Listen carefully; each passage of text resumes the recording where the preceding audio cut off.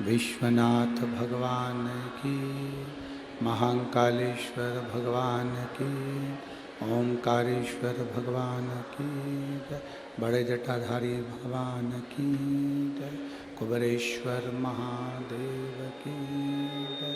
हर हर महादेव, हर हर महादेव, हर हर महादेव। हर काशी विश्वनाथ, ओगरदानी, त्रिकालदर्शी, कैलाशी, अविनाशी भगवान शिव, जिनकी उन्हीं पावन शिव महापुराण की कथा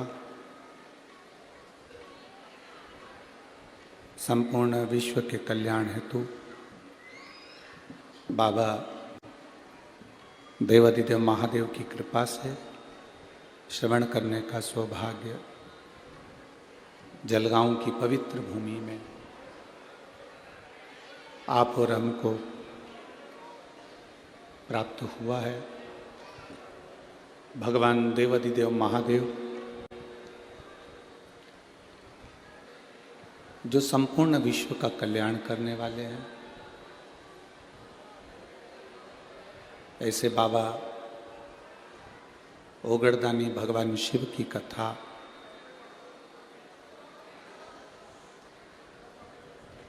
भगवान श्री धारी महादेव मंदिर के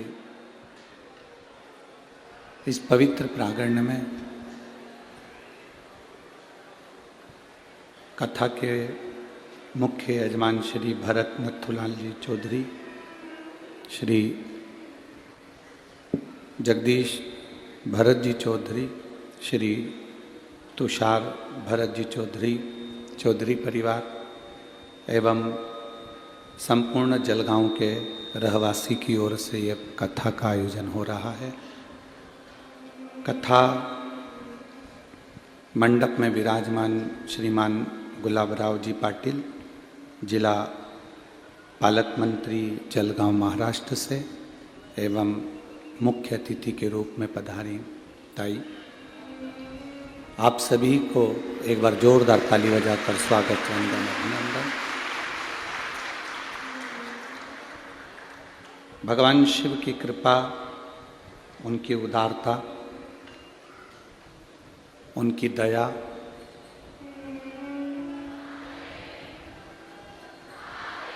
जो ये पवित्र शिव पुराण की कथा संपूर्ण विश्व के कल्याण के लिए आप और हम सुन रहे हैं।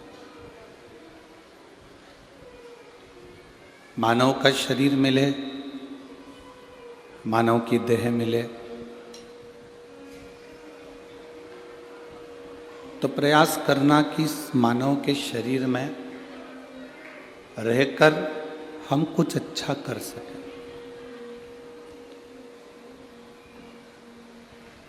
शरीर जो मिला है इसका उपयोग हम सही,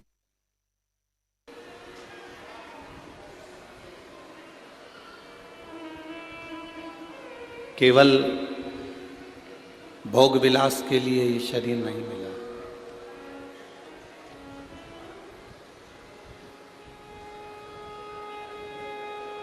भोग विलास तो एक जानवर भी कर लेता है, एक पशु पक्षी भी कर लेता है, पर कोई पशु पक्षी, कोई जानवर भगवान का भजन नहीं कर पाता।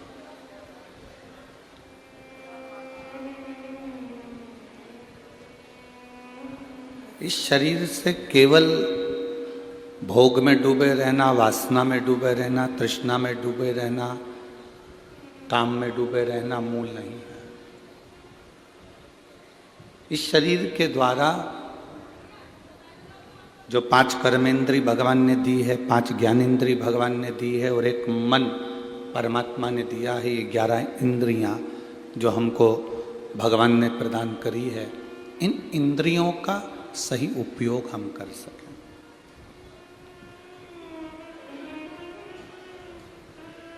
ये नेत्र दिए परमात्मा ने, भगवान का दर्शन करो, अच्छा दर्शन देखो। परमात्मा का दर्शन का मतलब क्या होता है कि मंदिर में जाके दर्शन करना, इसको दर्शन कहते हैं। संत के दरवाजे पर जाकर दर्शन करना, इसको दर्शन कहते हैं। दर्शन का मतलब दुनिया के लोग जानते ही नहीं। उन्होंने तो एक चीज बना कर रखी है कि हम मंदिर में जाएंगे तो दर्शन होगा, संत के दरवाजे जाएंगे तो दर्शन होगा, कथा में जाएंगे तो दर्शन होगा, कहीं सत्संग में पहुंचेंगे तो दर्शन होगा। शिव महापुराण में इस दर्शन की बात नहीं कही गई। शिव महापुराण में इस दर्शन का वर्णन नहीं किया गया। शिव महापुराण में दर्शन की जो बात कही गई है वो दर्शन की मूलता कही गई। दर्शन का मतलब क्या होता है कि मंदिर में जाकर भगवान का दर्शन करना, या शिवालय में जाकर भगवान का दर्शन करना, या कहीं संत के दरवाजे पर जाकर दर्शन करना, ना ना। शिव महापुराण में कहा गया, आपके नजदीक में जो रह रहा है, आपकी बहू हो, आपकी सास हो, आपका ससुर हो, आपका पति हो, आपकी पत्नी हो, आपका बेटा हो, आपकी बेटी हो, आपकी बहू हो, आपके काका जी हो, काकी जी हो, मामा जी हो, मामी जी हो, बुआ जी हो, फूफा जी हो, बहन बेटी, नाते रिश्ते, अड़ोसी पड़ोसी, कुटुंब, कबीला, मोहल्ला, खेड़ा, गांव, जिनसे आप मिल रहे। दर्शन का मतलब अपन कहते हैं कि भगवान का दर्शन करो। दर्शन का मतलब यह होता है कि हम जिससे मिलें उस समय हम परमात्मा को देख लें, तो समझो कि हमने दर्शन किया। अब हम पाषाण की मूर्ति में तो भगवान देख रहे हैं, वृक्ष में तो हम भगवान देख रहे हैं, कंकर में तो हम शंकर देख रहे हैं, नदी तालाब बावड़ी कुएं में तो हम भगवान देख रहे हैं। पर जरा विचार करिए, क्या हम इंसान में, इंसान में परमात्मा को, इंसान में भगवान को ढूंढने का प्रयास कर रहे हैं? हमने वो प्रयास करना छोड़ दिया। हम वो प्रयास नहीं करते। दर्शन का मतलब ये नहीं है कि आप मंदिर में गए तो भगवान का दर्शन करा। दर्शन का मतलब है जिससे मिले उसकी अच्छाई को हम देखें, ये दर्शन।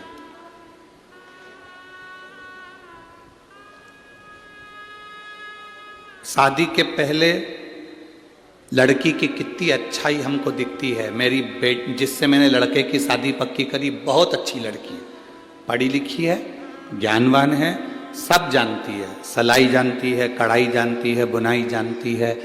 अपन जाते हैं तो आदर करती है, पानी पिलाती, प्रणाम करती, नमन करती, सब उसमें इतना संस्कार भरा हुआ है कि बहुत अच्छी लड़की है।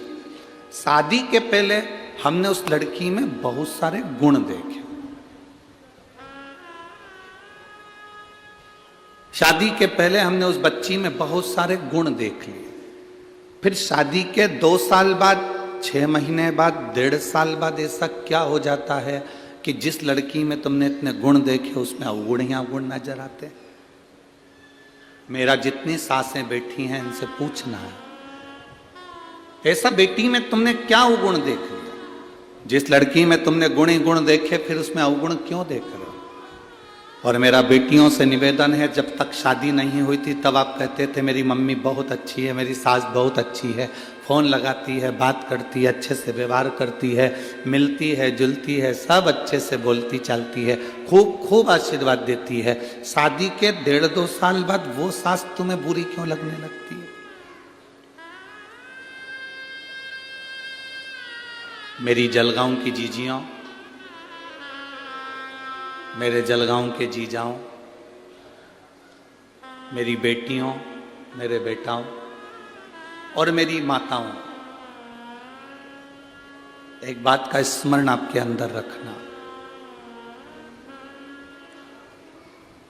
जब तक हम किसी से मिलते नहीं हैं तो ललकता बड़ी रहती है, मिलने के बाद वो ललकता समाप्त हो जाती है।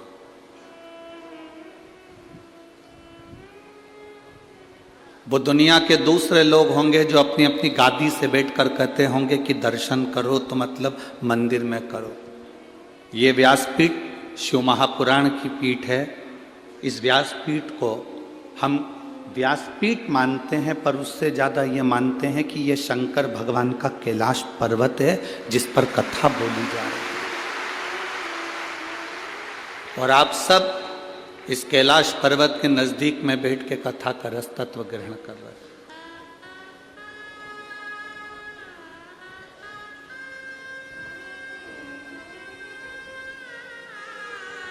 यहां जितने लोग रुकते हैं, कथा के पंडाल में जितने लोग रुकते हैं, मेरा चैनल वालों से, न्यूज़ वालों से, उनसे निवेदन है जब वो यहां से 7 दिन बाद जाएं तो उन रुकने वालों से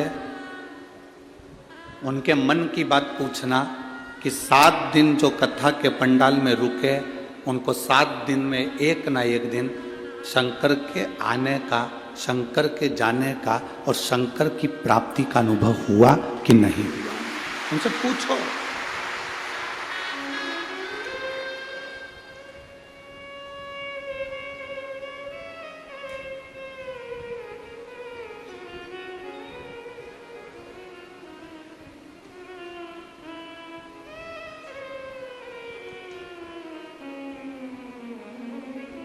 शिव महापुराण की कथा में जितने लोग बैठे रहते हैं, इनकी 3 चीजें समाप्त हो जाती है।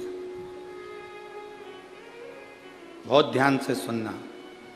शिव महापुराण की कथा में जो कथा सुनने के लिए आता है, 7 दिन 5 दिन, उसकी 3 चीजें समाप्त हो जाती है कथा सुनने पर। पहला, उसकी भूख।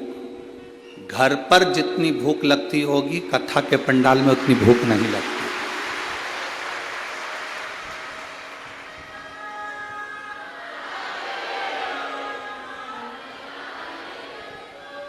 अगर भूख लगती तो ये उठकर भोजन के भंडारे में मिलती, पर सुबेरे नहा धोकर तैयार होकर वापिस पंडाल में सुबेरे 6 बजे से अपना आसन लगाकर इंतजार करने बैठ जाती है।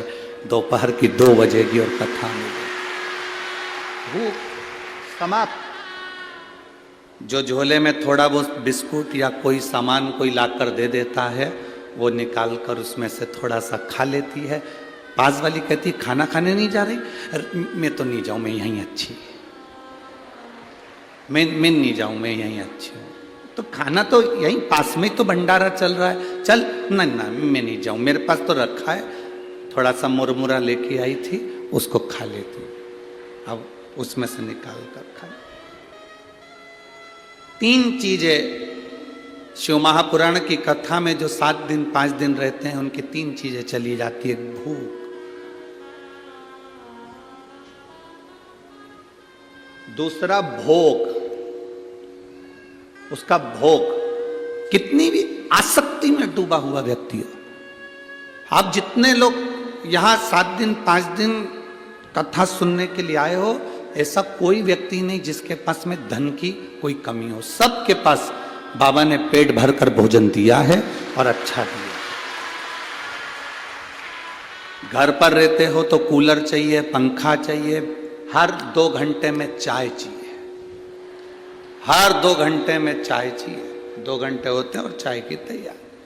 थोड़ी देर बाद फल चाहिए, पूरा पूरा डनलफ के गद्दे पे आराम चाहिए, क्योंकि कमर में थोड़ी डिस्क की प्रॉब्लम है, किसी को घुटने की प्रॉब्लम है, किसी को किसी चीज की प्रॉब्लम। वहां रहती तो 2-4 बार आइडेक्स लगा लेती पाँव में। अब यहाँ तो आधा किलोमीटर दूर तो गाड़ियां रुकी हैं और वहां से यहाँ तक पैदल धक्का खाती खाती आड़ी टेढ़ी जगह में चलती चलती चलती चलती यहाँ तक पहुंची है। और उसमें भी बस यहाँ ना तो कोई किसी को आदर दे रहा है कि साहब आओ बैठो, ना कोई किसी से कह रहा है कि जाओ साहब। यहाँ तो तुम्हारा दिल हो तो आ, और नहीं है मन तो जा। यहां तो दिल की बात है। भोग समाप्त हो जाता है, भोग समाप्त।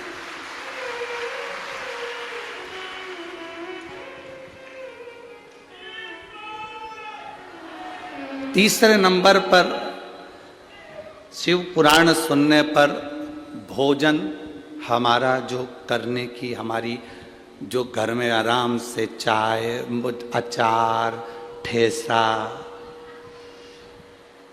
सिंगदाने की चटनी और पूरन पोली और आमठी और फिर सिमैया की खीर, ये सब जो तुम्हें 2-1 दिन में कुछ ना कुछ याद आ ही जाता है कि आज ये बना लो, आज वो बना लो, वो बना लो। 7 दिन में भोजन छूट जाता है। तुम्हारी रुचि से तुम नहीं खा पाते, जो भोले बाबा तुमको दे देता है वो खा लो। भोजन का भूख गई, भोग गया, भोजन गया, 3 चीज चली। और जिसकी ये 3 चीजें कथा में चली जाए, समझ लो तुम्हें शिव को मिलने में देरी नहीं लगेगी। मिल गया, शिव मिलने में देरी नहीं है, फिर वो मिला। शंकर मिल गया। उसकी प्राप्ति का केंद्र बिंदु है भगवान की भक्ति।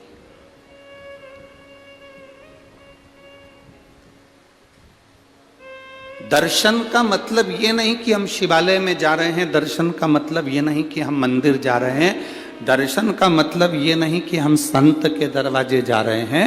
दर्शन का मतलब है जो हमारे पास में है, हमारी बहू हो, उसकी अच्छाई हमें जिंदगी भर देख रहे हैं। हमारी सास है, उसमें अच्छाई जिंदगी भर देख रहे हैं। हमारे बच्चों की अच्छाई जिंदगी भर देख रहे हैं। अपने रिश्तेदारों की अच्छाई जिंदगी भर देख रहे हैं। तुम जब अपनी आंख से अच्छा देखना चालू कर दो तो समझ लेना तुम्हें मंदिर जाने की जरूरत नहीं है, तुमने दर्शन प्रभु का कर लिया। बुरा जो देखन में चला बुरा न मिलिया। संसार में बुरा है ही नहीं कोई, क्योंकि अपने से बुरा कौन हो गए बता।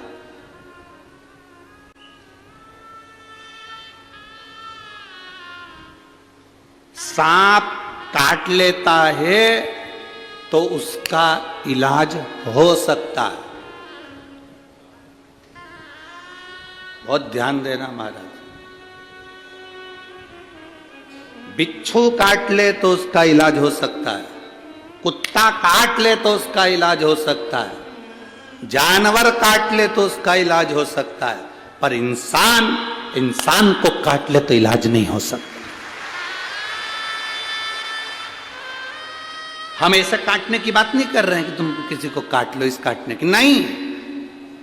जिसके भीतर नफरत भरी हुई है और अंदर से व्यापार काट रहा है, तरक्की देखकर जल रहा है और उसको नीचे गिराने का सोच रहा है, समझ लो कि वो काट रहा है। जितना जहर सांप के विष में नहीं है, जितना जहर बिच्छू के डंक में नहीं है, उससे ज्यादा जहर आज के आदमी के अंदर भराता चले जा रहा है। एक दूसरे को देख देख कर जहरीला।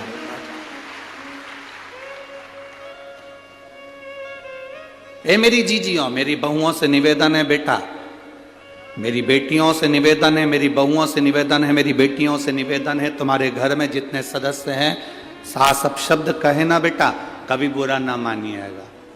ससुर अपशब्द कहे ना, कभी बुरा ना मानिएगा। सास अपनी पूरी दौलत उठाकर अगर अपनी जेठानी को भी दे देना तो आंख में आंसू नहीं आना चाहिए। पूरी प्रॉपर्टी उठाकर किसी को दे दे तो रोना नहीं, क्योंकि भोलेनाथ पर भरोसा रखना, वो देकर जाए। बेटियों, ये कभी मत सोचना कि तुम्हारी सास ननन को स्नेह करती है, हमसे तो बात तक नहीं करती। जो घर में नई साड़ी आती है वो ननन को उठा कर दे देती है, कुछ आया तो ननन को उठा कर दे देती है। दे देने दो, तुम टेंशन मत लो। कई माताएं कहती हैं मेरा पति कमा कमा कर मरे जा रहा है और मेरी सास उठा उठा कर दिया जा रही है। ये जान लेना कि तुम्हारे पति का पूर्व का कोई कर्जा होगा, तो ये सब रिश्तेदार उसको निचोड़ निचोड़ कर लेकर जा रहे हैं। ये पूर्व का कर्जा होगा तुम्हारा, जो आज निचोड़ कर लेकर जा रहे हैं। इतना बड़ा दिल रखना, इतना बड़ा दिल रखना। सास किसी को उठाकर पूरी प्रॉपर्टी भी दे दे तो चिंता मत करना। नानी बाई के मायरे में कथा आती है, नरसिंह मेहता की भाभी ने पूरी जायदाद जय कुंवर बाई की अपने कर ली थी और नरसिंह मेहता और माणिक गौरी को धक्के देकर निकाल दिया। नरसिंह मेहता की पत्नी को धक्के देकर निकाल दिया, नरसिंह मेहता को धक्के देकर निकाल दिया। और नरसिंह मेहता की जो भाभी थी उसने पूरी प्रॉपर्टी अपनी कर ली, पूरा सोना चांदी हीरा पन्ना सब अपना कर लिया। बाद में इनको धक्के मारकर निकाल दिया। जरा विचार करना, जिसको धक्के मारकर निकाला था वो नरसिंह मेहता रोते रोते शंकर जी के मंदिर में गया था। अगर आपने नानी बाई का मायरा सुना होगा तो उसमें लिखा है, नरसिंह मेहता रोते रोते शिव जी के मंदिर में गया था। नरसिंह मेहता सांवरिया का भजन करता था, सांवरिया का पूजन करता था, सांवरिया की भक्ति करता था, पर जिस समय उसे घर से निकाला तो वो शंकर के मंदिर में गया। शिव मंदिर में जाकर शंकर के शिवलिंग से लिपट कर रोता रहा, आंख से आंसू बहते रहे, मुख से कुछ कहा नहीं। संसार के लोग उससे कहते हैं जो तुम्हारी सुनता ही नहीं है। तुम्हारे को दुख आया, परिवार वालों से कहा, परिवार वाले क्या कर लेंगे? तुम्हारे ऊपर कष्ट आया, तकलीफ आई, परिवार वाले क्या कर लेंगे? तुम्हारे जीवन में तकलीफें बढ़ी, कष्ट बढ़ा, परिवार वालों से कहा, क्या कर लेंगे? आपने अपना दुख उसको सुनाया जो कुछ नहीं कर सकता। अगर ये दुख जैसे नरसिंह मेहता ने शंकर जी के शिवलिंग का स्पर्श कर कर गले लगकर उसको सुना दिया, तो देवाधिदेव महादेव ने नैया पार लगा दी। उसने नैया पार कर दी। सारी प्रॉपर्टी नरसिंह मेहता के बड़े भाई ने रख ली, बड़ी भाभी ने रख ली। नरसिंह मेहता को धक्के देकर निकाल दिया। शंकर जी के मंदिर में नरसिंह मेहता पड़ा रहा। समय आया, नरसिंह मेहता के लिए शिव जी प्रसन्न हो गए। दुनिया का पहला संत था जो मरा नहीं था, सात शरीर बैकुंठ गौलोक धाम तक गया था, शंकर जी के साथ भगवान का दर्शन करने गया था। दुनिया का पहला संत नरसिंह मेहता था। क्या दिया भगवान भोलेनाथ ने? सारी दुनिया का धन दौलत संपदा सब भोलेनाथ ने नरसिंह जी को दे दी, सांवरिया जी के कहने पर।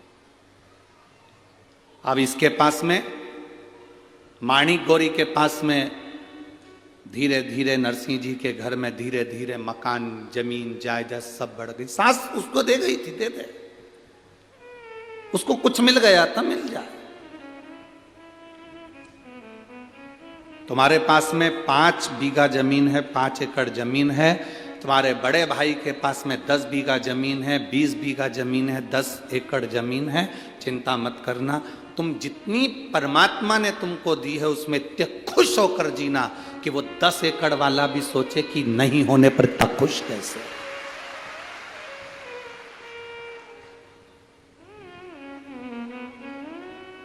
आज हमारे वो सूरत वाले सोमानी जी आए थे, तो वो कह रहे थे, गुरुजी एक हमारी पास वाली में कोई पड़ोस में रहती है और वो बहुत साधारण है, बहुत साधारण, बहुत दुखी है।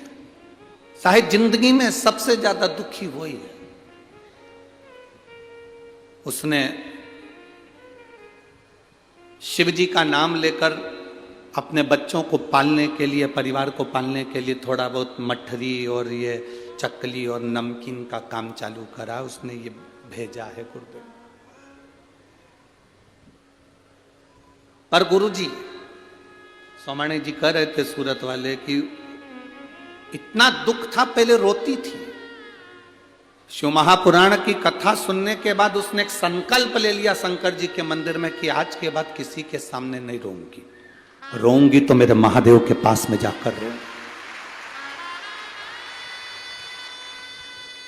अब जब भी किसी रिश्तेदार से मिलने के लिए या कोई रिश्तेदार मिलने के लिए आता है तो इतनी हंसती है, प्रसन्न होती है, खुश होती है, इतनी प्रसन्न कि रिश्तेदार सोचते हैं कि इसकी जिंदगी में इतना दुख है और इसके बाद इतनी खुश कैसे रह लेती है। बाबा, आप कहते हो ना कि शंकर जी के सामने खुश होकर जाना, भले जिंदगी में कितना भी दुख हो, एक ना एक दिन बाबा आशीर्वाद दे ही देता है कि तू ऐसी खुश हमेशा रहे, ऐसी प्रसन्न हमेशा रहे, प्रसन्न होकर जाए, प्रसन्न। आप दुखी क्यों हो? ये इतने लोग लाखों की संख्या में बैठे हो, आप लोग इतने लाखों की संख्या में पहुंचे हो, आप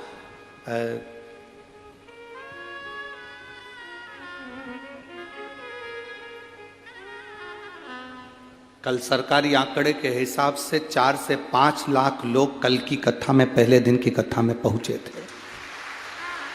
5 लाख लोग कल की कथा में पहुंचे थे और आज उससे ज्यादा यहां पहुंचे हो आप। जरा अंदाजा लगाइएगा आपके दुख का कारण क्या है, आप क्यों दुखी हो। उसका दुख का केवल एक कारण है कि आप दूसरे से आस लगाए। और यहां शिव पुराण कहती है, आशाइक राम जी से दूजी आशा छोड़ दे, नाताइक राम जी से दूजा नाता तोड़ दे, और साधु संगे राम रंगे अंग अंग रंगिए, और जाई विधि राखे राम। आप आस दूसरे से लगाए।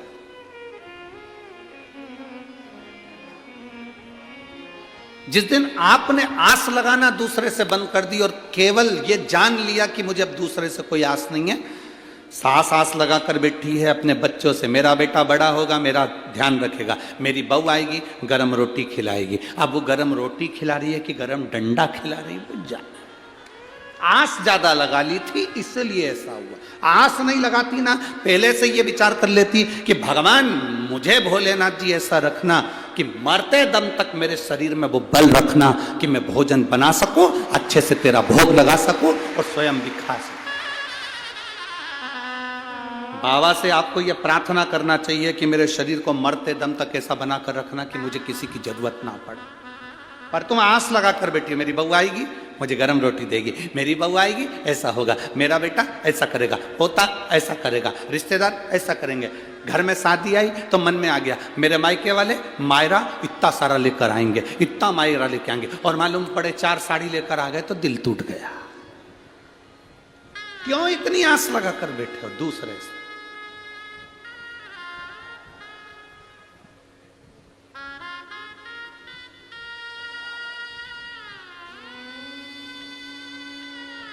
बहुत सारी आस नहीं लगाना, आस लगाना तो मेरे बाबा से लगा कर बैठना।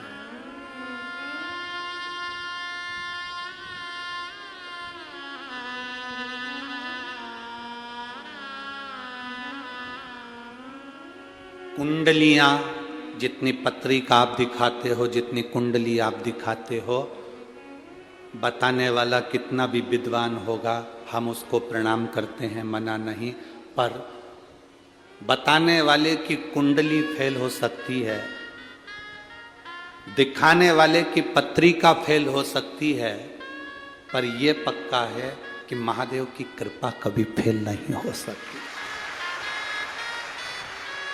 महादेव की कृपा कभी फेल नहीं।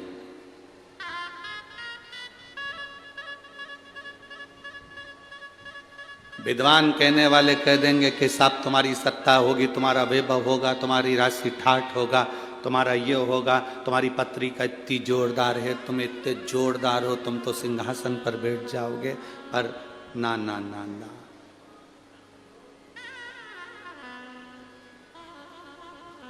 घड़ी हाथ में तुम बांध सकते हो, घड़ी तुम पहन सकते हो, पर घड़ी सही करने की जवाबदारी तुम्हारी नहीं है। घड़ी तो घड़ी की दुकान पर लेकर जाना पड़ेगी। जलगांव में किराने की दुकान पर घड़ी ठीक हो जाती होगी, हमारे यहां तो नहीं होती। होती है इधर किराने की दुकान पे घड़ी ठीक? जम के तो बोलो। कपड़े की दुकान पे ठीक होती है क्या? सोने की दुकान पे ठीक होती है क्या? टाइल्स की दुकान पे ठीक होती है क्या? लकड़ी की दुकान पे, खवास की दुकान पर? घड़ी की दुकान पर ठीक होती है। घड़ी बनाने वाला कौन? एक एक वेद, एक एक पुराण, एक एक शास्त्र को उठाकर देखना। समय, घड़ी, पल, नक्षत्र, काल सब महादेव ने बनाया है। इसलिए अपनी घड़ी बिगड़े, समय बिगड़े तो महादेव के पास चले। घड़ी बेकार हो जाती है, दुकान वाले के पास लेकर पहुंच जाते हैं, साहब ये घड़ी बेकार हो गई, जरा देखना। उसने सेल डाल कर देखा, नहीं चल रही, तो उसने कहा साहब थोड़े दिन पटक कर जाओ, कम से कम 5 दिन या 7 दिन पटक कर जाओ, 7 दिन के बाद आकर तुम घड़ी ले जाना। देखो भैया मेरी घड़ी बड़ी कीमती है। उसने कहा बिल्कुल चिंता मत करो, तुम घड़ी मुझे दो। उसने उठाई घड़ी को और तुम्हारे सामने ढक्कन खोल के अंदर से मशीन निकालकर एक इतनी बड़ी कटोरी में पेट्रोल डालकर उस घड़ी की मशीन को डाल दिया। देखा कि नहीं देखा तुम लोगों ने? अरे बोलो तो जम के, देखा ना? इतनी बड़ी कटोरी में घड़ी की मशीन को निकालकर उसमें डुबो दिया। और उसने कहा कितने दिन में घड़ी दोगे? 5 दिन या 7 दिन तो लगेगा। किसी किसी की घड़ी 5 दिन में दे देता है, किसी किसी की घड़ी 7 दिन में दे देता है। डाल तुम आते जाते पूछे क्यों घड़ी ठीक हुई क्या? अभी लगेगा, 2-4 दिन और लगेगा। घड़ी को फिर पानी उसमें पेट्रोल में डाल के रखा, घिसा, सही करा, 7 दिन में घड़ी ठीक हो गई। आया, लाओ साहब घड़ी दो। उसने कहा लो साहब घड़ी चालू चालू। उन्हें कानों में लगा कर देखा, टुक टुक टुक टुक टुक टुक टुक टुक चल रही है, चल पूरी सुई हिल रही है। लाओ साहब घड़ी चालू। हम आपसे भी कहते हैं, जितने लोग जलगांव की इस पवित्र भूमि पर कथा सुन रहे हैं और जितने टीवी पर सुन रहे हैं, ये सोच कर बैठे हैं बहुत भीड़ हो रही होगी, हम कैसे जाएं। उनसे हमारा निवेदन है, घड़ी अगर बेकार चल रही हो, समय बेकार चल रहा हो, बड़ा दुख जिंदगी में चल रहा हो, बीमारियों ने घेर रखा हो, तकलीफों ने घेर रखा हो, तो ये 7 दिन घड़ी की दुकान में आकर घड़ी को पटक दो।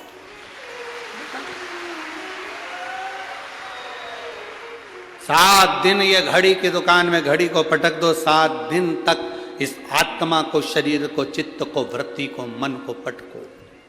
हाँ, किसी किसी की घड़ी 7 दिन में ठीक हो जाए, किसी की 5 दिन में। जलगांव वालों को 7 दिन मिले हैं। अमरावती में 16 तारीख से दिसंबर 16 यहाँ कथा पूर्ण होगी। 11 तारीख को, 16 तारीख को अमरावती में प्रारंभ हो जाएगी दोपहर में 1 बजे से 4 बजे तक। वहाँ 5 दिन अम्बेश्वर अम्बा विदर्भ की सुंदर शिव महापुराण की कथा वहां पर प्रारंभ हो जाएगी अमरावती।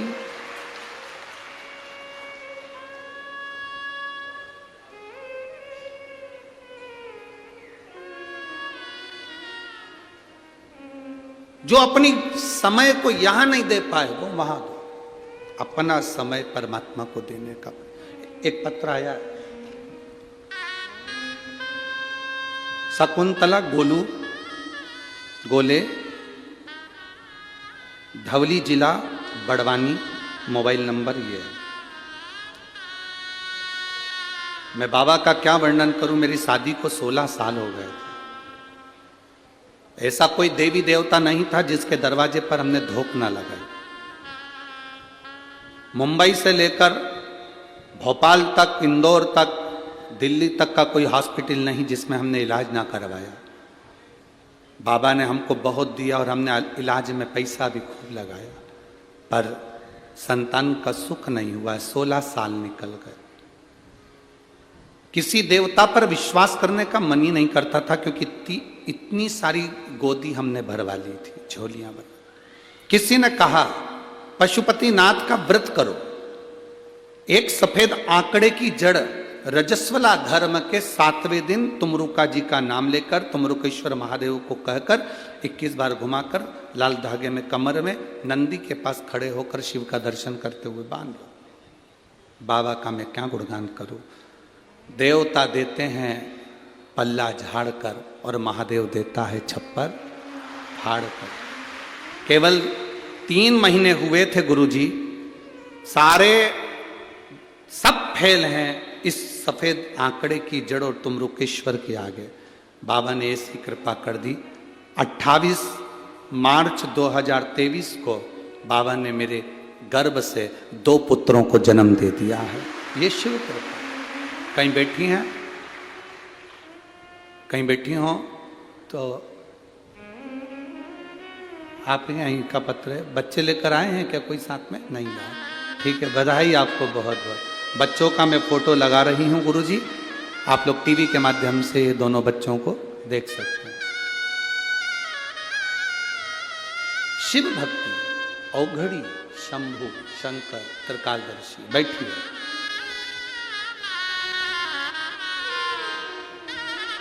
इतनी जल्दी हिम्मत नहीं हारना हमको। हम संसार के आगे जाकर रोते हैं ना, तो संसार वाले आंसू नहीं पोंछ सकते। हम दुनिया के लोगों से जाकर आस लगाकर बैठते हैं, इसलिए हमें दुख मिलता है।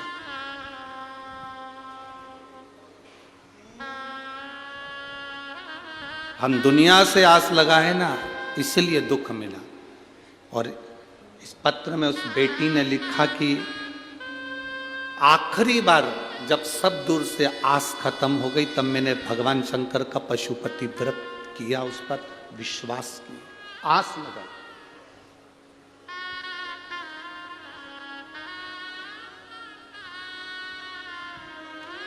अब किसी दूसरे से आस नहीं लगाई थी आपने, आस लगाई उस देवाधिदेव महादेव से।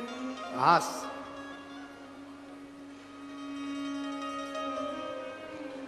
और लगन तुमसे लगा बैठे जो होगा देखा जाएगा, तुम्हें अपना बना बैठे जो होगा देखा जाएगा। आस लगा ली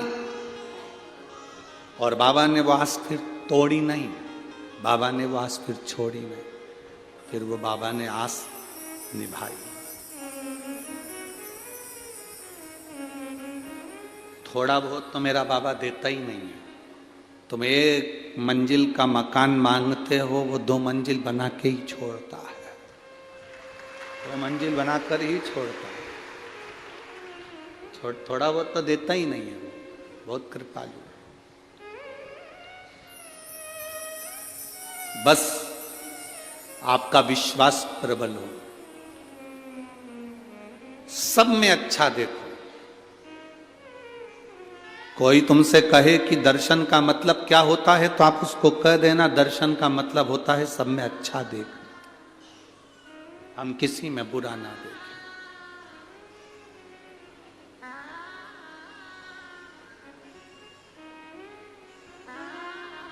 वो कहते हैं रचा है सृष्टि को जिस प्रभु ने,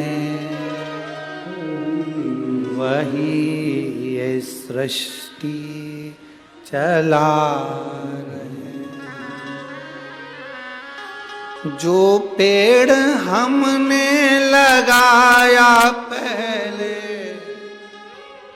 जो पेड़ हमने लगाया पहले, उसी का फल अब हम पा रहे हैं।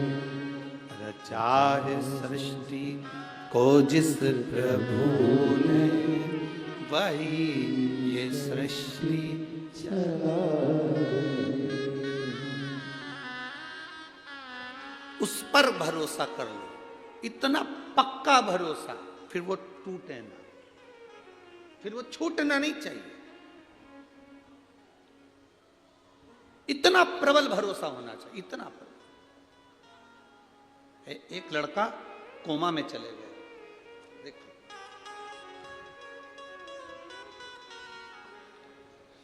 मेरा नाम कांता संजय बागुल है, मैं जलगांव की निवासी हूं।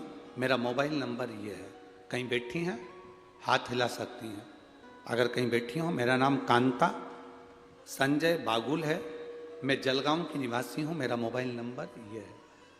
कहीं बैठी हो तो हाथ हिला सकती है,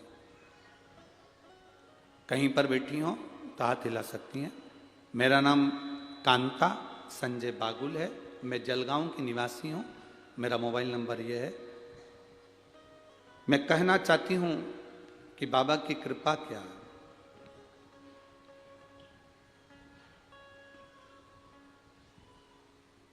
शिव महापुराण की कथा नहीं है गुरुदेव, ये शिव पुराण नहीं।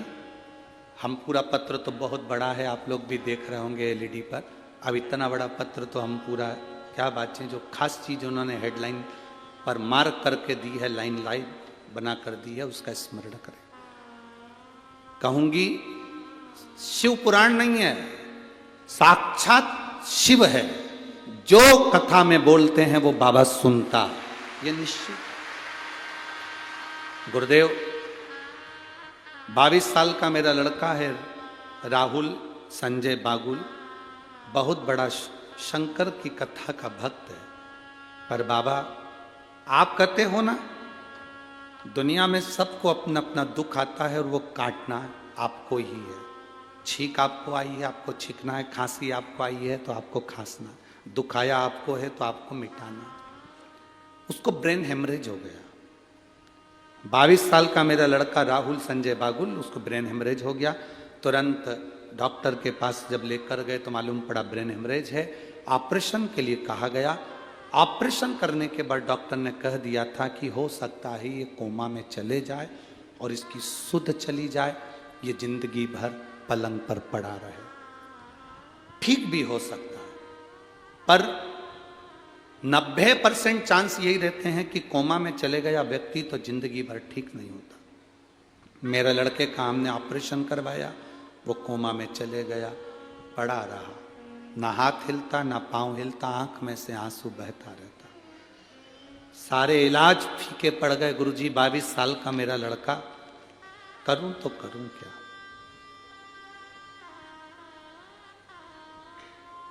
स्वयं डॉक्टर कह रहा है।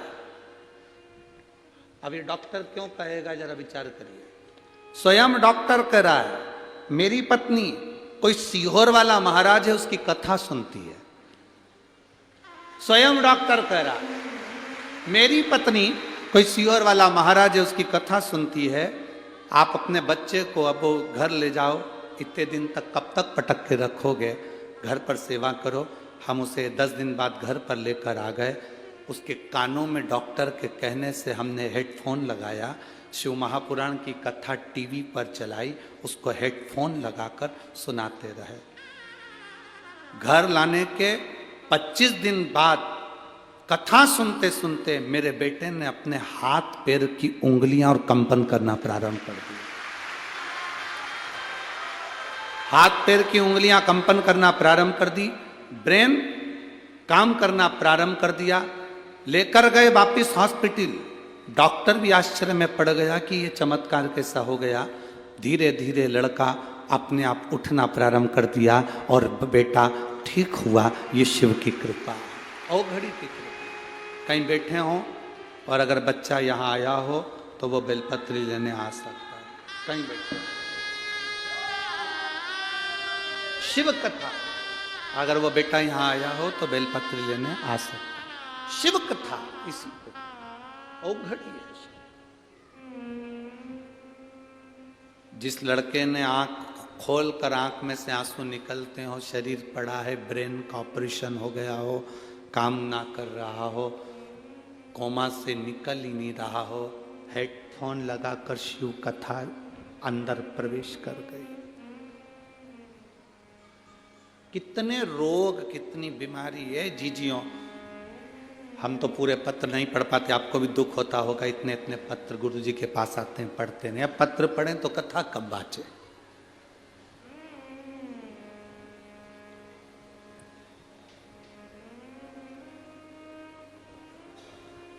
इतने पत्र पढ़ेंगे तो कथा कब बाँचे। ढेर सारे पत्र आप लोगों के आते हैं, सब यहीं छोड़कर जाते हैं। लोगों को दुख भी होता है, इतने सारे पत्र गुरुजी छोड़ जाते हैं, करें क्या उसका। हम भी प्रयास कर रहे हैं जल्दी से जल्दी। अब एक ऐसा जितने पत्र हैं इन पत्रों को पढ़ा जाए, हम पूरा न पढ़ पाए तो बिठले सेवा समिति से एक ऐसा चैनल चालू करेंगे जिस चैनल पर इस पत्र को पढ़कर सुनाया जाएगा मोबाइल नंबर समेत। जल्दी से जल्दी हम भी प्रयास करें इन पत्रों को आप तक पहुंचे, आपके पत्र का भाव जनमानस तक पहुंचे। उसमें 15 से 20 मिनट प्रवचन का क्रम रहेगा और उसमें पत्र पढ़ दिए जाएं, आपके पत्र आप तक पहुंचे कि आपकी जिंदगी में शिव ने क्या करा है। विथ मोबाइल नंबर समेत आप जाएं, पता करें उसके जीवन में क्या बदलाव आया, उसके जीवन में क्या। और मेरा विश्वास करता है यहाँ जितने कथा में आए हो ना, आपके भी पत्र एक ना एक दिन किसी व्यासपीठ पर जरूर पहुंचेंगे, ये पक्का है। वो शंभु है, ओ घड़दानी, त्रिकालदर्शी, कैलाशी, अविनाशी, शिव कहते हैं उसको। हम किसी का भविष्य नहीं लिख सकते क्योंकि हमारा भविष्य तो खुद उसने लिखा है। हम किसी का भाग्य नहीं बता सकते क्योंकि हमारे भाग्य में क्या लिखा वो उसको मालूम है। ना हमारे पास बेल है, ना भविष्य है, ना हम भाग्य बताने वाले हैं। हम तो इतना जरूर कहते हैं कि बस हम उसके भरोसे हैं, तो आप भी उसके भरोसे हो जाओ, आप भी उसके भरोसे। दूसरे के आगे जाकर नहीं रोना, दूसरे से जाकर कभी दुख की बात नहीं करनी। लोग हंसेंगे, ये दुनिया में रोती फिरती है, दुनिया में रो रही है। पहले तो खूब फूली फिरी, पहले तो खूब अपशब्द कहती थी, अब रो रही है। ना,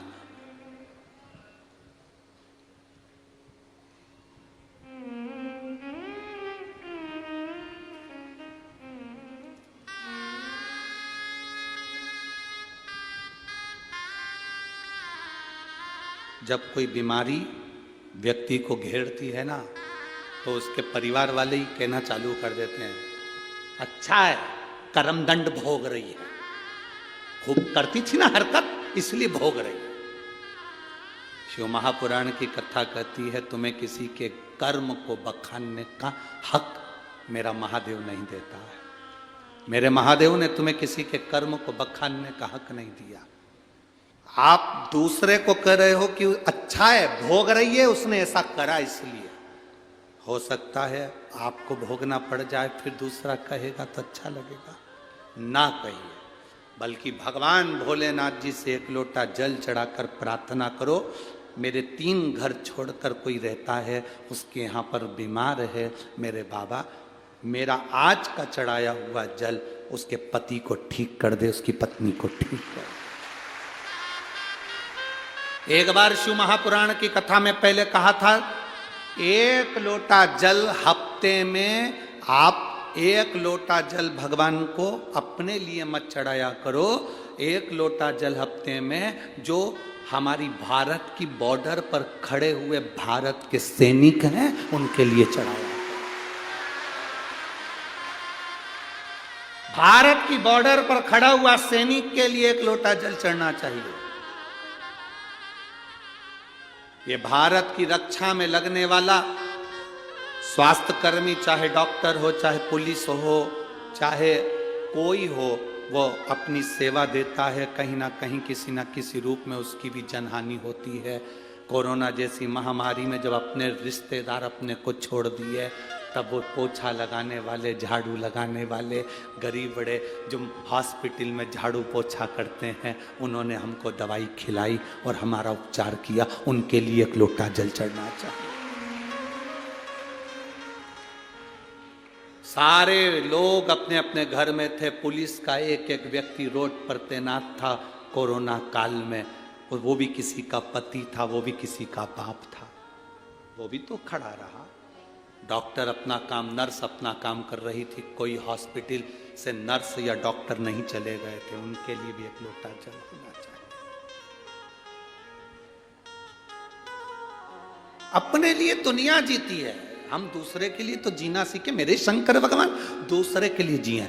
अगर खुद के लिए जिए होते तो अमृत पीते, पर सबके लिए जिए इसलिए विष पी गए और महादेव कहला गए। स्वयं खा लेना सुकृति है, छुड़ाकर खा लेना विकृति है। और बांट कर खाना, ये मेरे भारत देश की संस्कृति है। अपने लिए तो दुनिया जीती है साहब, स्वयं के लिए जिए तो क्या जी।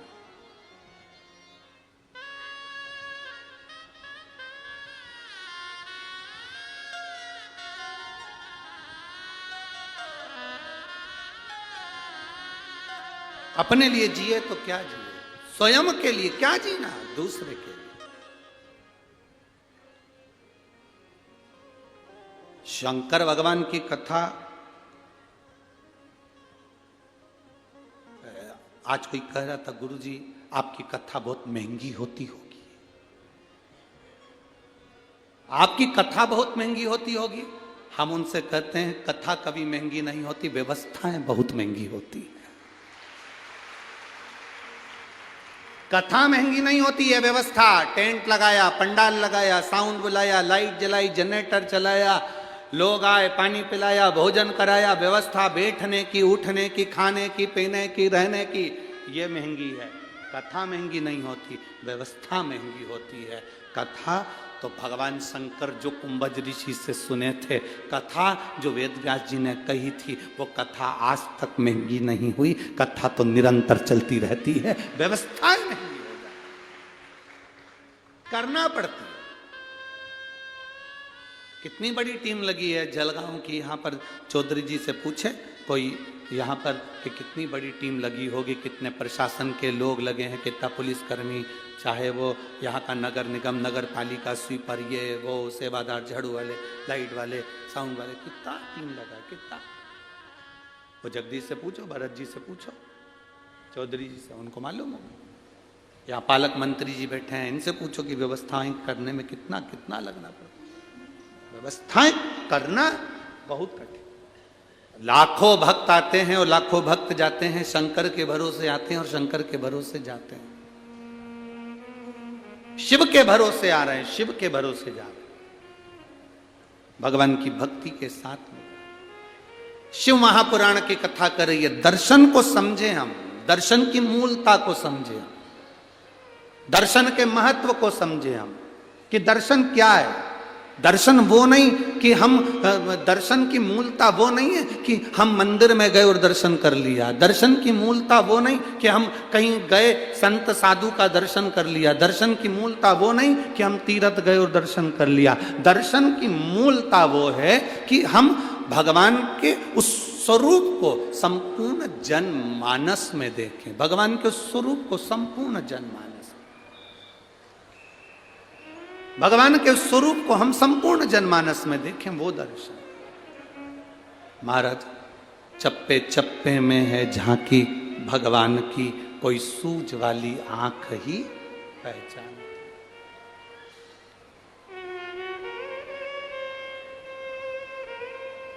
तुझ में राम, मुझ में राम, सब में राम समाया है, जित देखो उत राम की ही माया।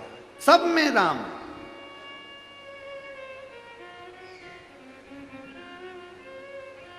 अब एक बात आपसे पूछें, ए जलगांव की जीजियों, उत्तर दोगी क्या? जम के तो बोलो जरा, दोगी ना? ठीक है।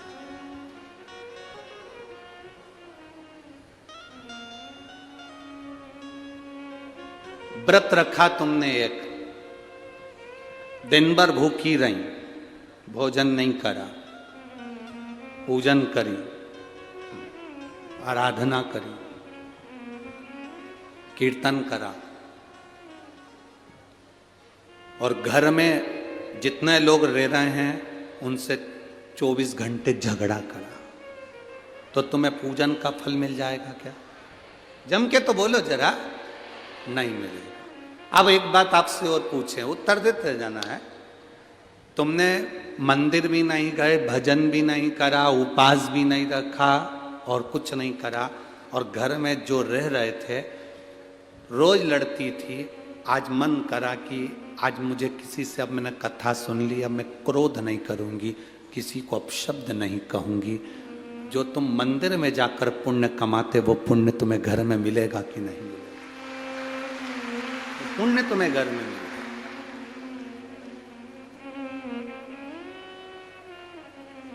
पक्षी शाम ढलते ढलते अपने घर आ जाता है।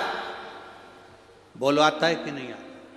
तुम्हारे दरवाजे के बाहर आवारा कुत्ता भी घूमता रहता है तो रात होने पर अपने ओटले पर आ जाता, अपने घर के बाहर आ जाता। पशु, जानवर, पक्षी रात अपने घर घोंसले में आ जाते हैं। गौ माता चढ़ती है तो घर आ जाती है रात होने से पहले। केवल एक मनुष्य ही है जिस शाम ढलती है तो ये ढलने निकल जाता है। केवल एक मनुष्य।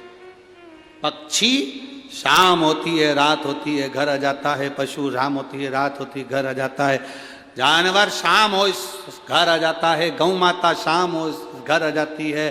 सब अंधेरा होने से पहले अपने घर आ जाते हैं। और एक संसार में रहने वाले छोरा छोरी आज की पीढ़ियां जैसे जैसे रात ढलती है ये ढलने के लिए बाहर निकल जाते हैं। जिसके घर के बच्चे रात भर बाहर रहते हैं उस घर की कभी तरक्की नहीं हो सकती, वो बर्बाद होकर मानता। पहले का कंट्रोल था माताओं का, 8 बजे के बाद छोरा छोरी बाहर गए तो ताला लगा देती थी। कहां जा रही? चल अंदर। कहां जा रहा है? अंदर चल। मम्मी अभी दोस्त से मिलकर आया, यहां बुला ले, घर में बुला ले, नहीं जान दूंगी, जा। और अगर चले जाऊं तो पहले मैंने जो कपड़े दिए वो उतार दे, नीचे से अंदर तक चड्डी भी उतार, जा जा, निकल यहां से बाहर, उतार दे सब कपड़े। थोड़ा दबाव तुम्हारा होना चाहिए। बेटे ने कहा मम्मी बस दोस्त क्या शादी है, अभी घूम कर आता हूं। अब शादी तो शादी है तो अटेंड तो दिन में जाना, शाम को जाना है। दोस्त के यहाँ की शादी है तो हम भी तो चलेंगे। तेरा बेस्ट फ्रेंड तो हमारा भी तो कोई लगता होगा। जब तू बेस्ट फ्रेंड है तो हम बेस्ट नहीं है।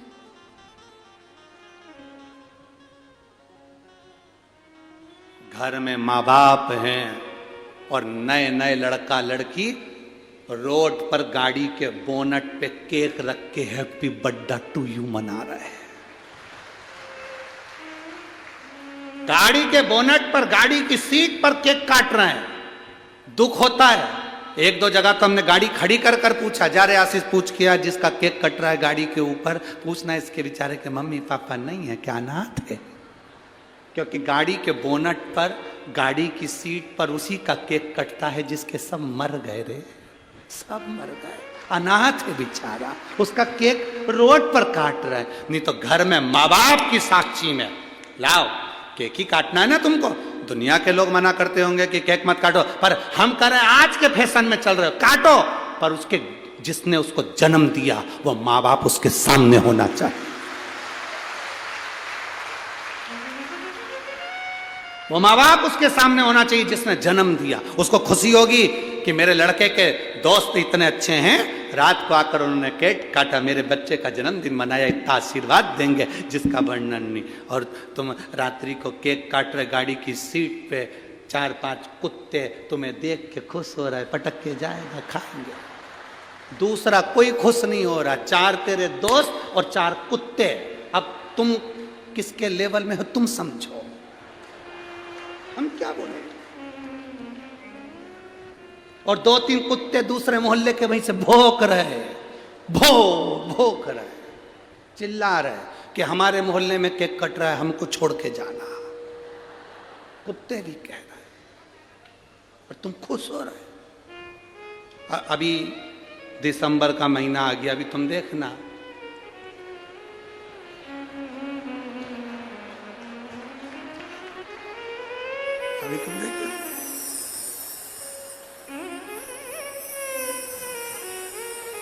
Happy new year.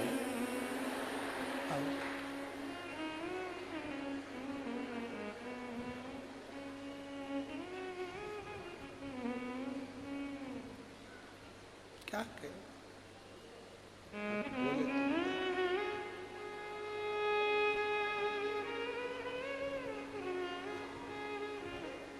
हमारा नया साल ये नहीं है। हमारा नया साल चैत्र महीने का जो आनंद है, जिसमें मेरे राघव जी प्रकट होते हैं, वो नया वर्ष है, वो नया वर्ष। और अब की बार तो आप लोगों के चौगनी खुशी होना चाहिए कि हमारे भारत की भूमि के अवध के राजा 22 जनवरी को बैठ रहे हैं।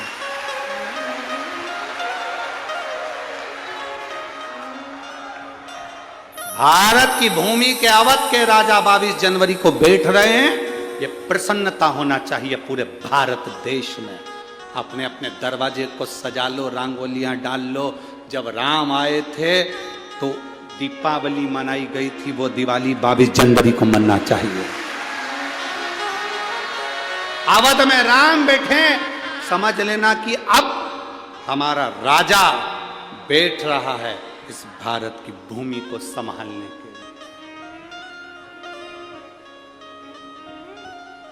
सहज नहीं, बस अब उसको बैठने में देरी नहीं है। खूब खुशियां मनाओ, आनंद पाओ। हमने भी सोचा है 22 जनवरी को जब राम जी अवध में बैठेंगे तो कुबेरेश्वर धाम को भी दियों से, लाइटिंग से, रेजर लाइटिंग से खूब सज्जित किया जाएगा। खूब सुंदर सुंदर आयोजन कुबेरेश्वर धाम पर भी 22 जनवरी को। आनंद की लहर, आनंद। आप लोग अयोध्या नहीं जा सकते तो सीहोर आ जाना हो। तो 22 जनवरी को वहां भी बहुत आनंद के साथ एक दिवसीय खूब रात्रि को लाइटिंग महोत्सव, बाबा का अभिषेक, पूजन अर्चना खूब धूमधाम से कर, भक्ति के साथ शिव तत्व की प्राप्ति। महाराज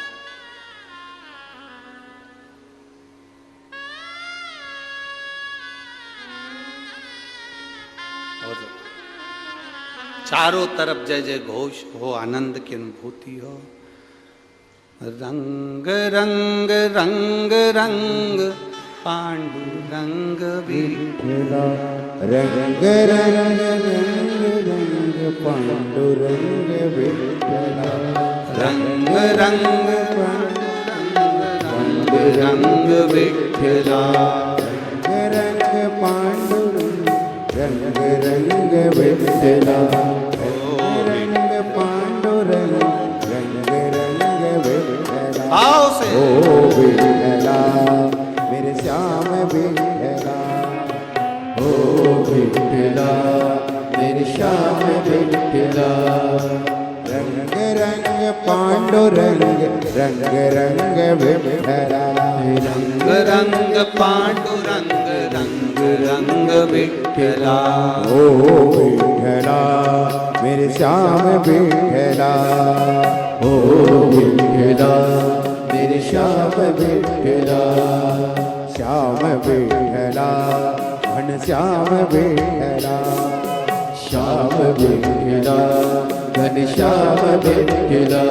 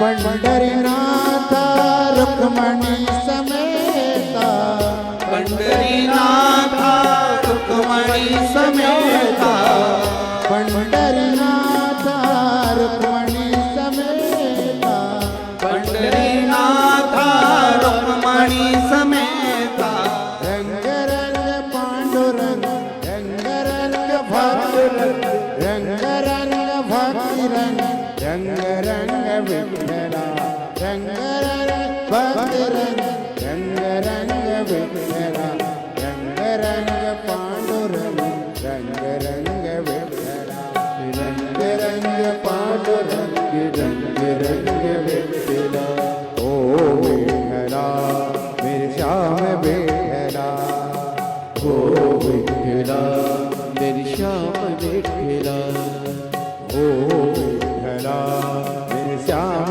विठ्ठला ओ विठ्ठला मेरे श्याम विठ्ठला श्याम विठ्ठला घन श्याम विठ्ठला श्याम विठ्ठला घन श्याम विठ्ठला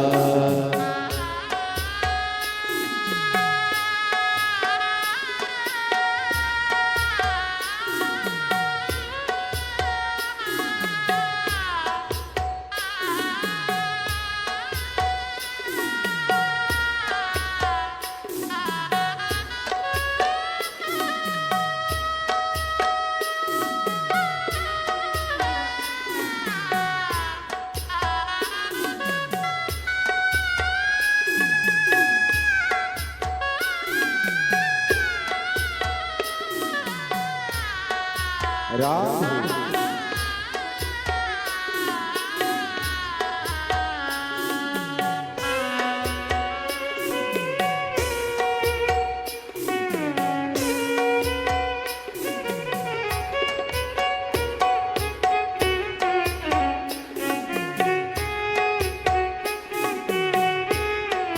राधे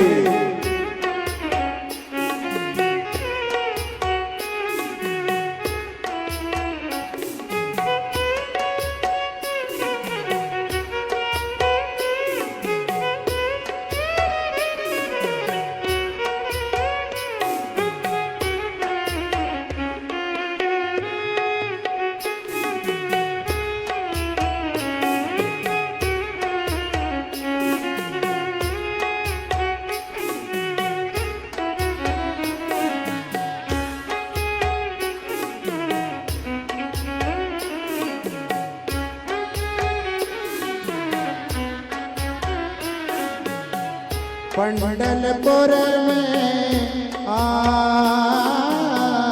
पंढरपुर में आप विराजे पंढरपुर में आप विराजे पंढरपुर में आप विराजे पंढरपुर में आप विराजे आप विराजे थाने रुकमा साजे आप विराजे थाने रुकमा साजे पंढरपुर में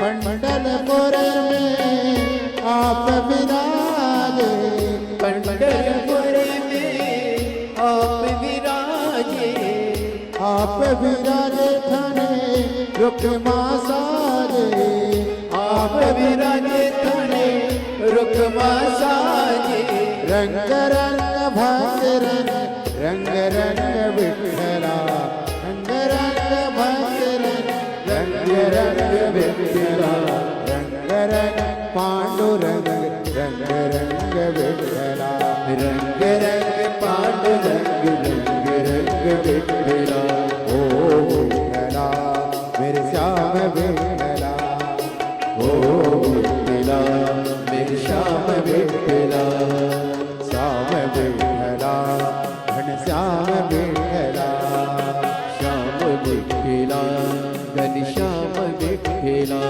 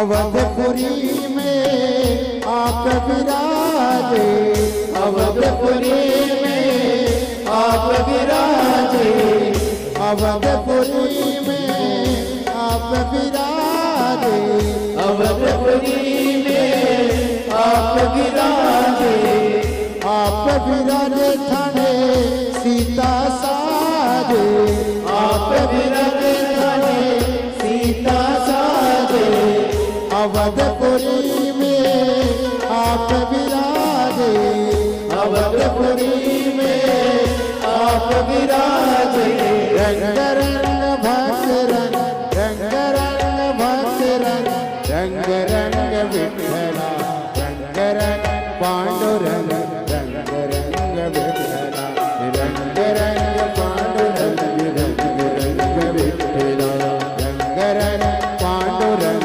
रंग रंग विठ्ठला, ओ विठ्ठला मेरा श्याम विठ्ठला, ओ विठ्ठला मेरे श्याम विठ्ठला, ओ विठ्ठला मेरा श्याम विठ्ठला, ओ विठ्ठला मेरे श्याम विठ्ठला, ओ रंग रंग पांडुरंग, रंग रंग विठ्ठला, रंग रंग पांडुरंग, रंग रंग विठ्ठला, ओ रंग रंग पांडुरंग, रंग रंग विठ्ठला, रंग रंग पांडुरंग, रंग रंग विठ्ठला, पंढरपुर आप विराजे, पंढरपुर में आप विराजे, आप विराजे थाने रुक्मा साजे, आप विराजे थाने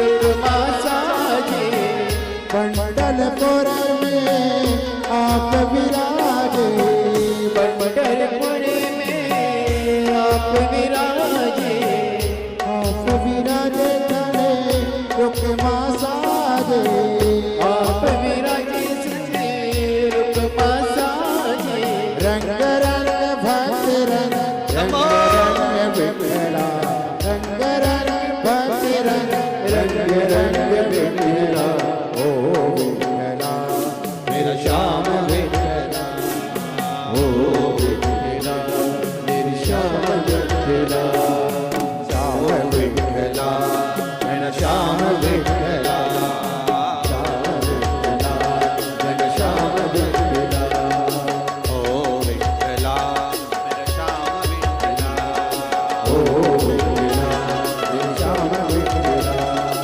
ओ विठ्ठला मेरा श्याम विठ्ठला, ओ विठ्ठला मेरी श्याम विठ्ठला, ओ विठ्ठला मेरा श्याम विठ्ठला, ओ विठ्ठला मेरी श्याम विठ्ठला, बोल विठ्ठल पांडुरंगा भगवान की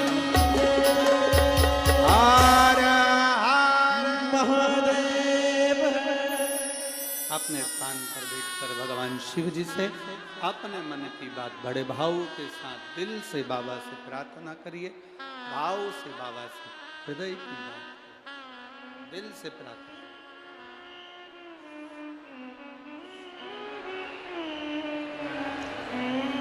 जहाँ जगह मिले वहाँ बैठकर भाव के साथ बाबा से अपने मन की बात।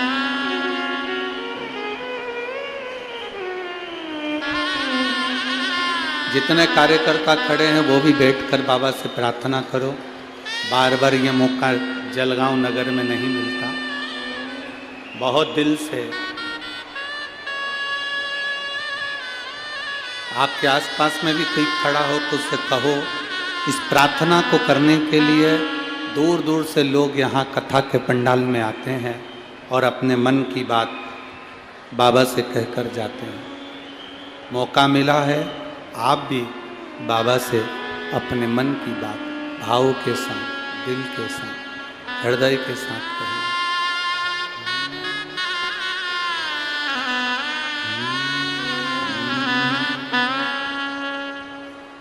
श्री शिवा नमस्तु। श्री शिवा शिवाय नमस्तु श्री शिवाय नमस्तु श्री शिवाय नमस्तु श्री शिवाय नमस्तु भोला सब दुख काटो ओ भोला सब दुख काटो शिव शंकर जपो तेरी माला भोले बाबा जपो तेरी माला भोला सब दुख काटो ओ भोला सब दुख काटो वेश है मंगलकारी वेश है मंगलकारी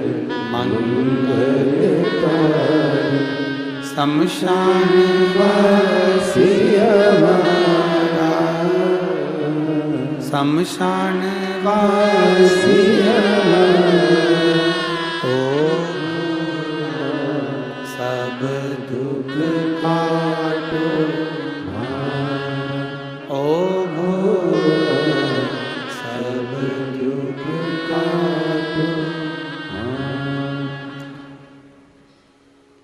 शिव कथा कह रही है, भगवान शंकर का संवाद कर रहा है। ब्रह्मा जी को थोड़ा सा अहम आया। अभी आपको कथा में कहा था कि अच्छा देखो अच्छा मिलेगा। ब्रह्मदेव नहीं देख पाए। ब्रह्मा जी के भीतर थोड़ा सा अहंकार जागृत हो गया, अहम जागृत हो गया। ब्रह्मदेव के भीतर अहंकार। भगवान विष्णु से पूछा, रिटर्न बढ़ाओ। भगवान विष्णु से पूछा आपके पिता कौन है? भगवान विष्णु ने कहा मेरे पिता स्वयं देव अधिदेव महादेव है। स्वयं शिव पिता? हाँ, परीक्षा करने के लिए, पिता को जानने के लिए एक पर्वत को घुमाया और उस पर्वत से शिवलिंग की आकृति उत्पन्न हुई।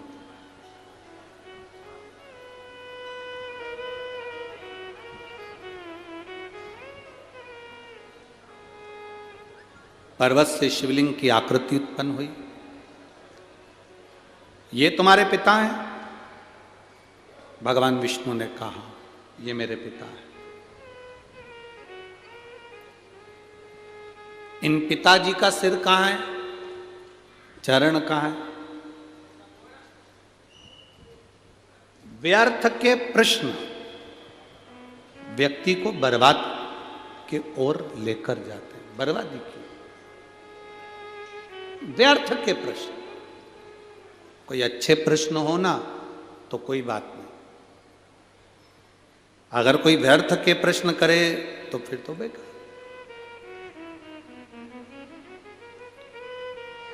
जैसे कोई कह दे कि एक व्यक्ति ने, एक कॉलेज के टीचर ने अपने स्टूडेंटों से पूछा कि ये बताओ कि मेरे पिताजी सफ़ेद शर्ट पहनते हैं और मेरी माँ सफ़ेद चावल बनाकर खाती है,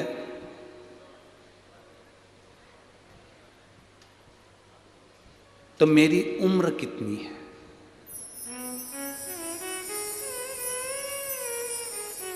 प्रश्न क्या है? प्रोफेसर ने, टीचर ने प्रश्न किया स्टूडेंट से, बच्चे से, मेरे पिताजी सफेद शर्ट पहनते हैं और मेरी माँ सफेद चावल पकाकर खाती है, बनाकर खाती है, तो मेरी उम्र कितनी है? बताओ स्टूडेंट, बताओ बच्चों। अब बच्चे चुप हो गए। उसमें से एक बच्चा खड़ा होकर बोला, सर आपकी उम्र 40 साल है। आपकी उम्र 40 साल है। सर खुश हो गए, सही निर्णय दिया आपने, सही उत्तर दिया। आप कैसे जानते हो कि मेरी उम्र 40 साल हो गई? उस बच्चे ने कहा, सर हमारे पास में 3 घर छोड़ के एक लड़का रहता है, उसकी उम्र 20 साल है, वो आधा पगला है।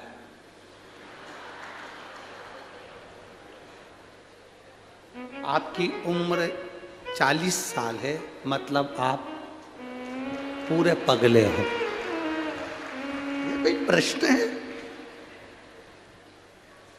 ये कोई प्रश्न है कि पिताजी सफेद कुर्ता पहनते हैं, सफेद शर्ट पहनते हैं, माँ सफेद चावल खाती है, तो हमारी उम्र बताओ। अब ब्रह्मा जी ने भी ऐसी प्रश्न कर लिया भगवान विष्णु से, तुम्हारे ये शिवलिंग तुम्हारा पिताजी है, इसका सिर कहाँ है, इसका पांव कहाँ है, बता। अब ऐसे फालतू के प्रश्न करोगे तो फिर बाद में कष्ट तो भोगना ही है।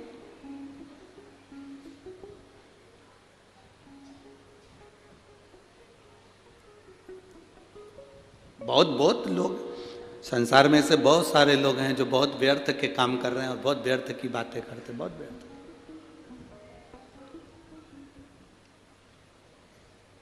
बहुत व्यर्थ की बात।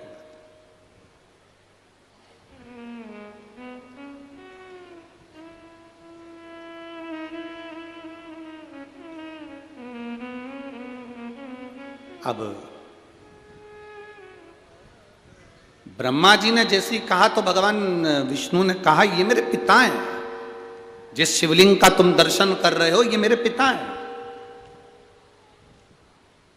आपसे निवेदन है, जब शंकर के शिवालय में जाना, शंकर के मंदिर में जाना, शंकर के शिवालय में जब दर्शन करने जाना, तो ये सोचकर कभी मत जाना कि ये शंकर हैं, सोचकर ये जाना कि ये मेरे पिता हैं और मैं इनसे अपने दिल की बात करने के लिए जा,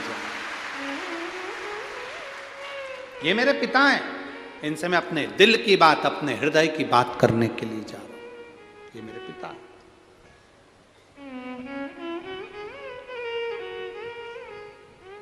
जब हम कथा में रोज कहते हैं ना कि जब कथा पूर्ण हो, आप लोग इतनी इतनी दूर से आते हो, 200-200 500-500 रुपये खर्च करके आते हो, समय निकाल कर इतनी दूर पहुंचते हो, बड़ी मुश्किल से ट्रैफिक में से निकल कर यहाँ पहुँचे हो, तो हम हमेशा कहते हैं जब आरती पूर्ण हो, कर्पूर गौरम हो, आरती होने के बाद भूमि को प्रणाम कर कर उसकी रज अपने हृदय से लगाकर उसको प्रणाम कर कर फिर जाओ। क्यों? शिव महापुराण की कथा में वेदव्यास जी लिख रहे हैं, भगवान शंकर स्वयं तुमरुका जी से कहते हैं, सुनो तुमरुका, जहां शिव महापुराण की कथा होती है, जब तक कथा चलती है शिव महापुराण की उस कथा में देवादिदेव महादेव कहते हैं, मैं कैलाश के समेत वहां पर विराजमान रहता हूं, वहां मैं स्वयं हूं, मैं स्वयं वहां पर विराजमान हूं। जब हम कथा पूर्ण होती है, आरती पूर्ण होती है, कर्पूर गौरम करुणावतारम संसार सारम भुजगेंद्रहारम, जब हम बोलते हैं, प्रणाम करते हैं, भूमि को नमन कर कर रज लगा कर जाते हैं, तो जीवन का कल्याण कर देती है। जीवन का एक पत्र आया है,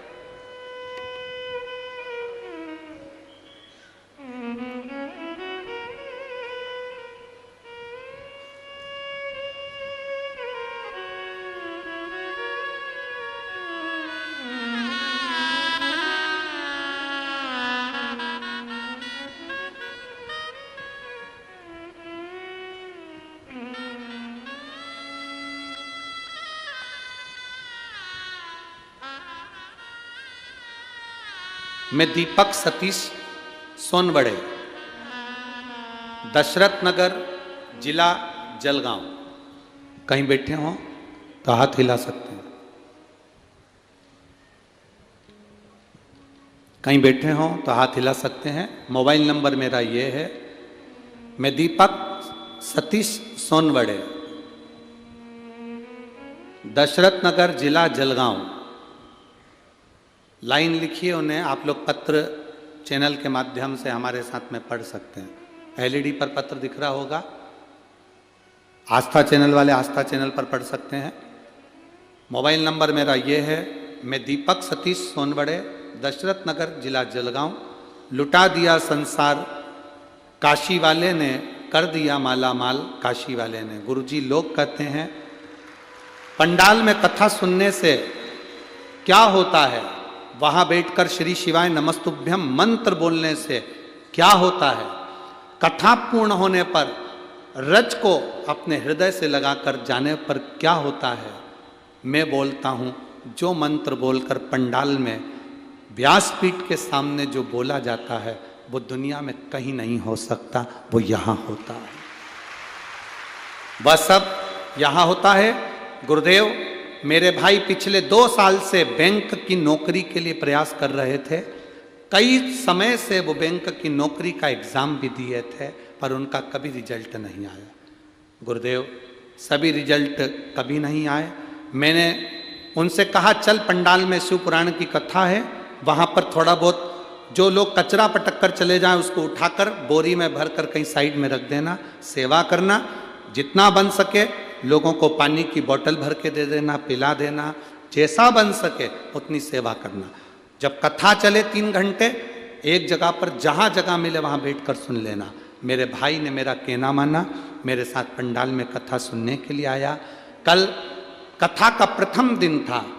शाम के 4 बजे जब पंडाल में श्री शिवाय नमस्तुभ्यम का जाप आपने पहली बार, आप गुरुजी टीवी पर देखना, पहला जाप आपने 4 बजे कराया था।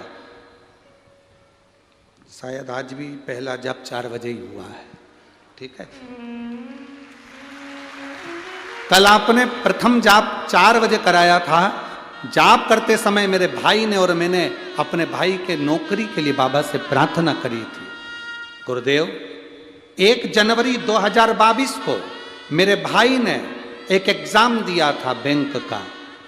कल मेरा भाई शाम को 4 बजे जाप करा और वहीं जाप करने के 20 मिनट बाद कॉल आ गया कि तुम्हारा ज्वाइनिंग लेटर घर पहुंच गया। मैं बाबा को यहाँ धन्यवाद देने के लिए आई हूँ। ये शिव है। आप पत्र को अपने उस पर पढ़ सकते हैं। मैं दीपक सतीश सोनवड़े, दशरथ नगर, जिला जलगांव। मेरा मोबाइल नंबर ये है। मेरा ज्वाइनिंग लेटर मुझे मिल गया। ये शिव कृपा, योग घट शंभु, शिव तत्व है। उससे जो कहा वो सुना। एक पत्र बड़ा सुंदर आया।